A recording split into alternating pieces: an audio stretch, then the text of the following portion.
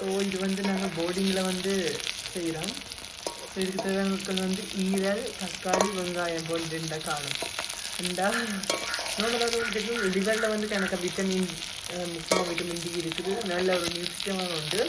அதில் வந்து கணக்காடு கேட்கும் நாங்கள் ஒயிலோட இருந்தபடியாக தான் அதில் வந்து கூட ஃபேட்ஸ் அதுகள் வந்து கொலஸ்ட்ரால் இருக்குமென்னு சொல்கிறாங்க. ஸோ இது வந்து ஒரு நல்ல ஒரு நியூட்ரிட்டிவான ஒன்று தான். பட் இருந்துட்டு சாப்பிடக்க அது பெருசாக தெரியாது. ஸோ குழந்தைகளே கொடுக்கலாம் நார்மலாக.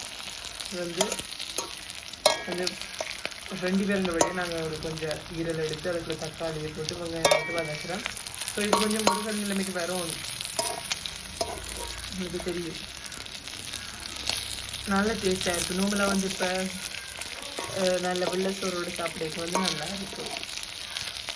ஈரல் இதுக்கெல்லாம் ஈரல் வாதாச்சல் அல்லது இதில் வந்து ஈரலில் வந்து சில புட்டோடு சாப்பிட்றது நார்மலாக.